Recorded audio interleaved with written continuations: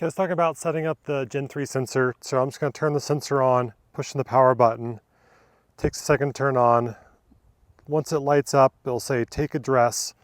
What you want to do is you want to use either the calibration tool on the ground, or you want to use the tape measure that's provided. If I fix this on with the screen pointing up towards the grip, I'm just going to tighten it lightly on the shaft. Right now I'm not setting it at a certain height, but I'm just setting the screw on the back of the putter. From there, what I'm going to do is go ahead and place the putter head on the bottom of the calibration tool. And as I'm looking down at it, just have the bottom unscrewed lightly so I can move the unit up and down the shaft. On the calibration tool, I have it marked at 45 centimeters.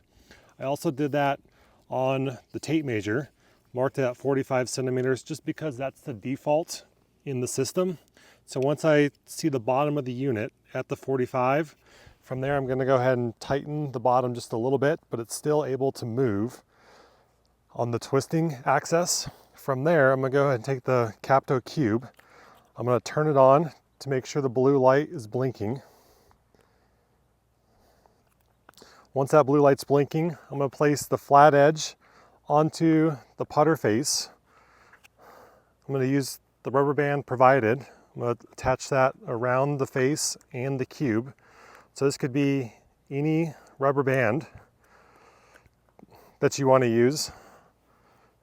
Just double check and make sure that blue light's blinking. It is blinking. And as I'm looking at it, I'm going to make sure the cube has the top flush to the top of the putter head. And I'm also going to check the edge. It's going to be flat to the loft on there. It's connecting. I'll say ready. If I place it down in the play position, the unit's going to say ready. The screen's going to light up green to the iPad. From there, I'm going to go ahead and push play. It's just going to give me a quick setup. So I'm just going to go ahead and select myself. I'm going to use my 36-inch slant neck putter. And you can see here, sensor position 45 centimeters or 17.7 inches. So I just have that pre-marked on my calibration tool or on the tape measure.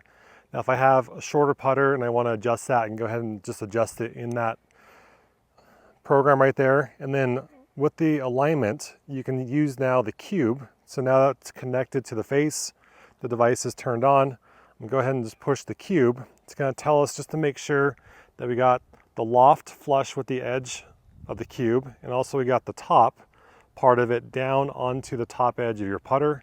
You can check, just kind of make sure there's no daylight on there. Once you got that looking good, go ahead and push start. Once you get into the start operation, it's going to ask you to hold the putter upwards. Once you're holding it upwards, it's going to go ahead and count down.